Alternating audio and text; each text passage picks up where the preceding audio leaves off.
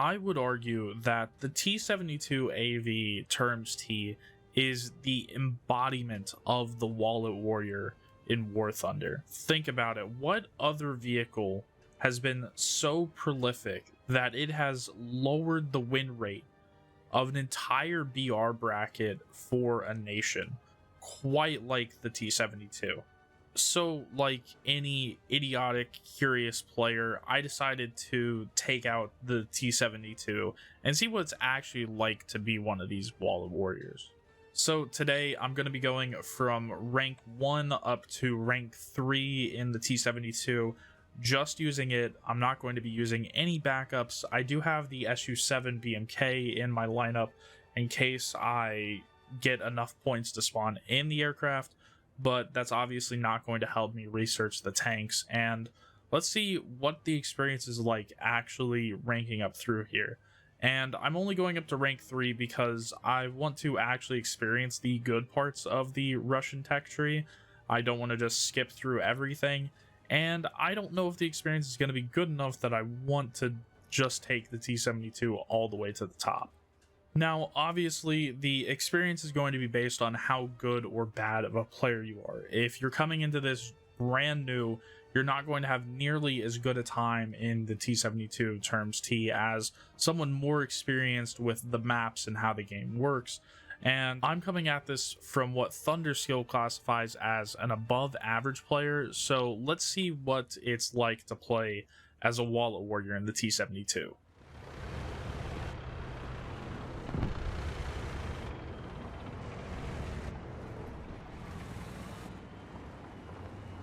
Attention to the map.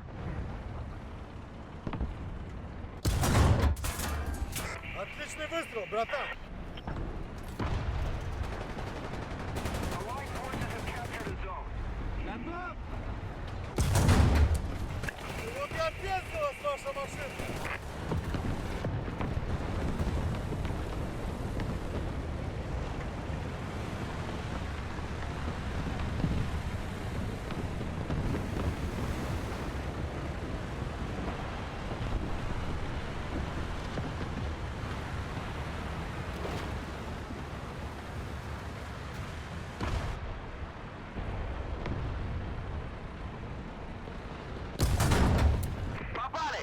Ты, бля, красавчик! Так его! Получай, мудак! Сдохни!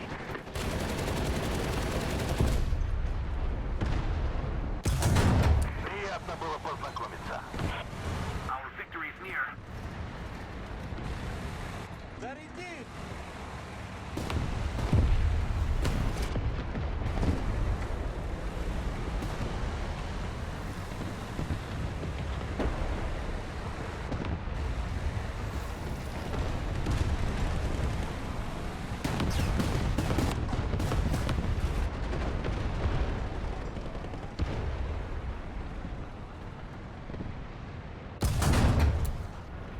Прямое попадание! Получи, тварь! Получи! Готов! Attention to the map!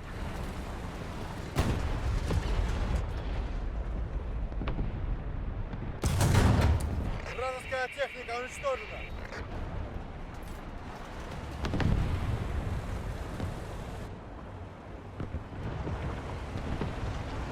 Attention to the map!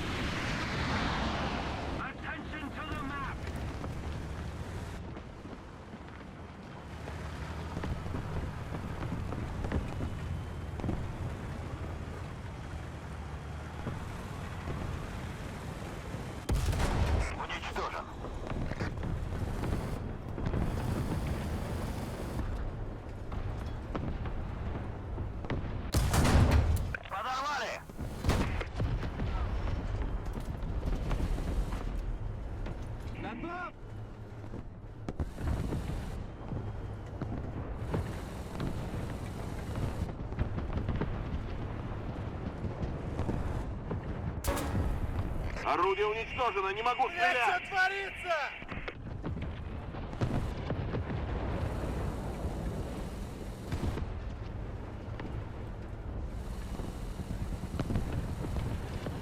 Need backup. Attention to the map. Allied forces have captured a zone.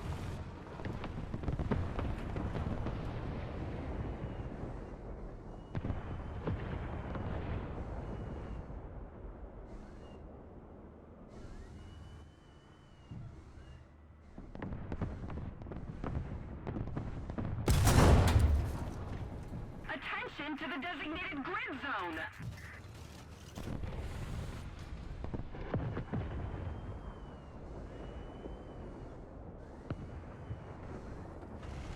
Attention to the designated grid square. We're winning.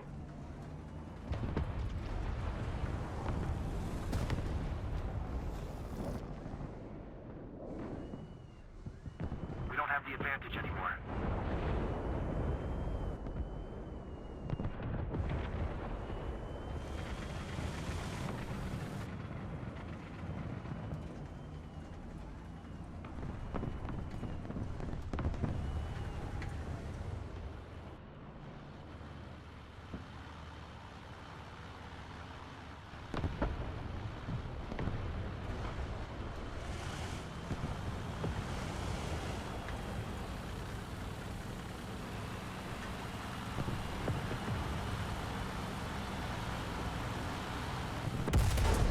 Вот это долбануло!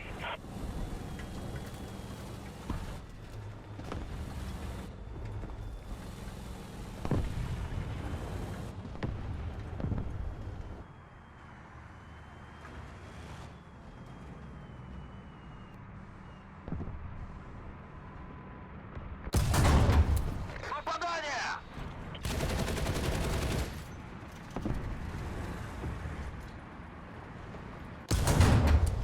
Вражеская техника подбита! Подкорректируем огонь. Минометы, какой у меня прием? Attention to the map.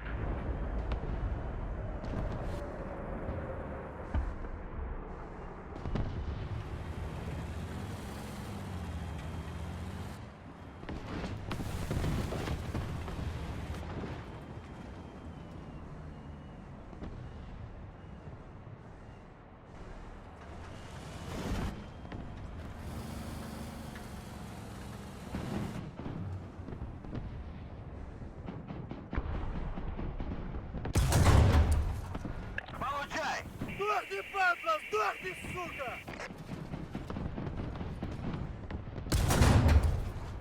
Попали!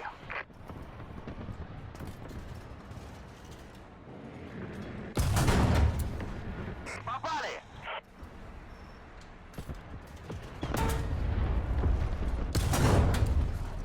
Получай!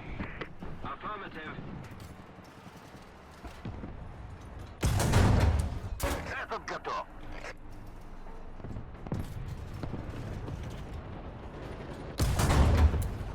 Уничтожен.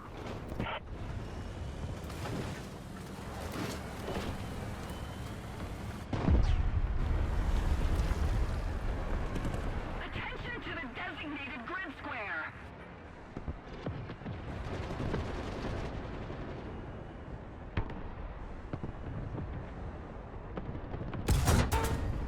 Подорвали.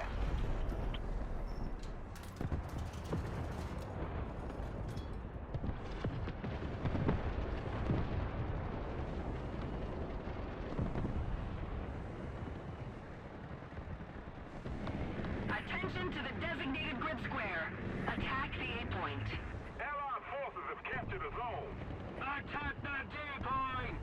Attention to the designated grid zone. Roger that. Attention to the designated grid square.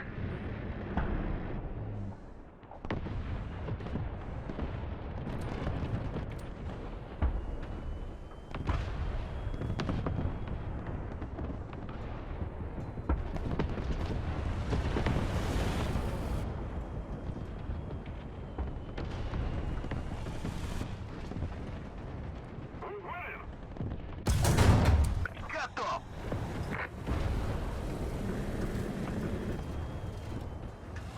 Заряди!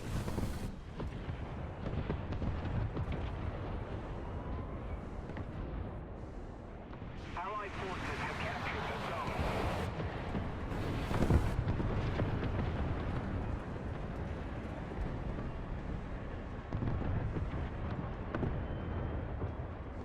Allied forces have captured a zone.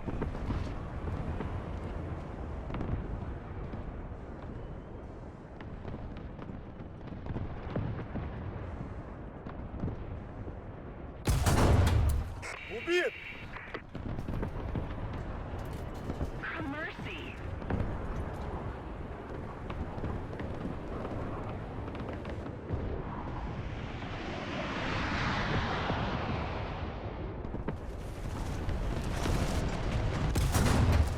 Попали!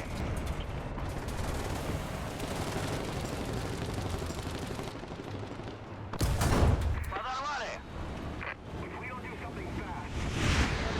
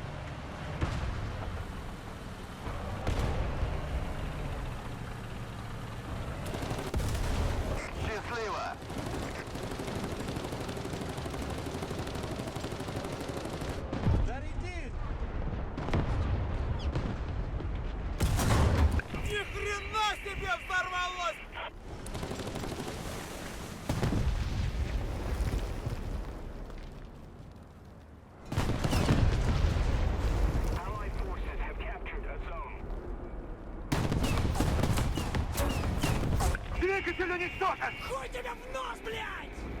Let's keep the pressure on. Victory is close.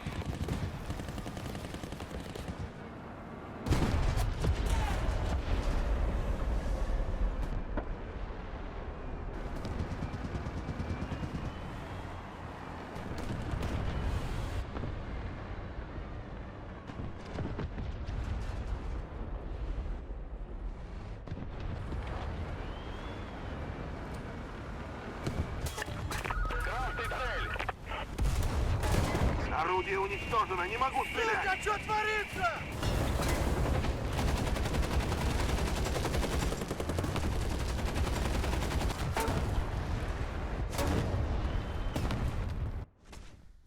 Well, that was something. It was both faster and slower than how I thought it would go.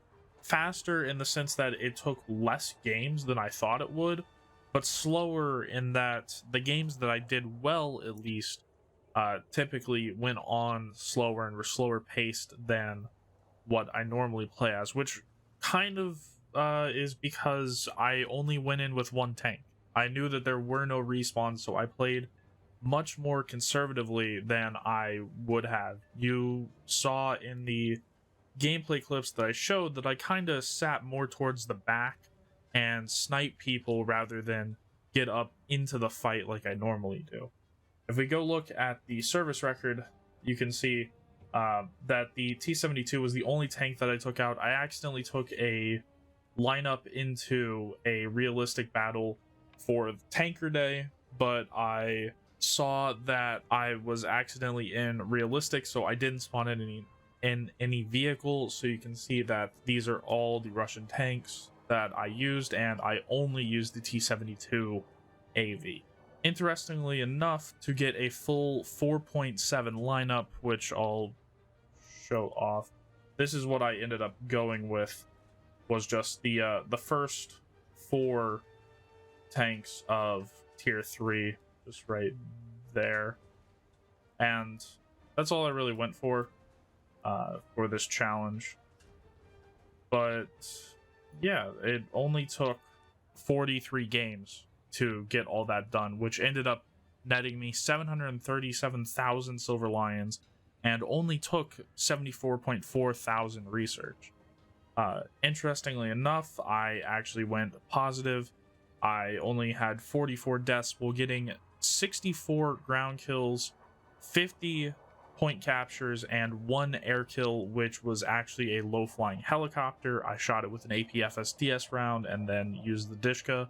And because of how notorious the T-72 is for this, or kind of backing up how notorious the T-72 is for this, I did only have a 48% win rate. I only won 21 of the 43 matches. Interestingly enough, there weren't any matches that I played that had the full T-72 lineups like you see in some of the more strenuous battles where you have half the team leaving after 1 death. That really didn't happen to me, maybe once or twice, but I never really noticed it. But that was actually not as difficult or unenjoyable as I thought, and the T-72 played quite differently than what I'm used to. I'm used to playing in high-tier American lineups with things like the Abrams or light tanks like the Stryker and Bradley. And the T-72 plays quite differently to that. I was able to bounce quite a lot of shots. If we go over here and check the armor, something that I was regularly running up against was the Premium XM1, and even with its best round, as you can see, I'm going to bounce a lot of those shots. And even for these parts where it says that it can penetrate, I found that most of the time, as you can see, it didn't really do anything. The big weak spots are really the lower glacis right down here.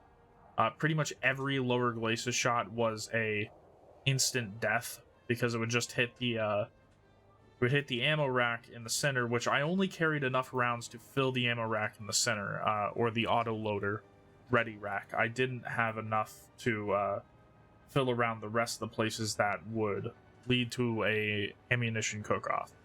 Another really big weak spot is right here in the treads.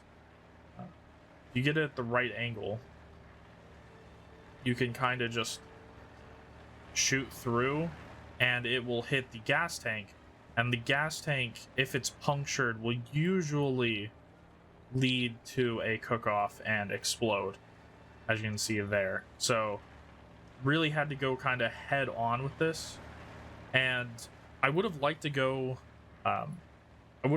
hold down, but the problem with going hold down is that the gun depression is only 6%, which is not anywhere close to what I'm used to in American tanks. So I found my options for going hold down quite limited, but it was made up for with just how I was able to bounce way more shots than I thought I would. And the lower glacis is quite sizable, but it is surprising the few number of people that actually tried to go for it. Most people tried to sneak a shot in around the barrel, and overwhelmingly the largest cause of my deaths, definitely in good matches, was close air support. That is usually what took me out, because I can bounce quite a few shots and I can get in good positions, but if someone comes head down on you, well, you're gonna get killed very quickly. There were also a few times where I was shot from the side, but side shots are going to kill any tank, so that isn't really too much of a worry. It was really just making sure not to over angle to have a shot go through here and into the gas tank. But if you're thinking of picking this up to do kind of what I did to jumpstart your progression into the Russian tree and help you out when you need, if you're a good player, I think that this is a very capable tank and a very dangerous tank, and I definitely didn't feel kind of held back, besides the reverse gear. The reverse gear is pretty bad in this, but that's not a T-72 specific thing. It's more of a whole Russian thing. But I definitely felt like I wasn't held back in this tank, and it didn't have the weaknesses that something like the XM1 has. Although I would definitely say that if you are a newer player and you want to hop in and buy a premium vehicle, do not get the T-72. It does have its weaknesses, and if you try to just rush in and you don't know the maps and you don't know where to go and you don't know kind of how to use something like this, you will definitely have a bad time. No premium vehicle is going to make up for your lack of skill. And that's really all that I have to say about the T-72 and this little experiment into being a wallet warrior. If you like this kind of video, subscribe. I will be doing more experiments and showing off different vehicles in War Thunder. I'll see you guys in the next one.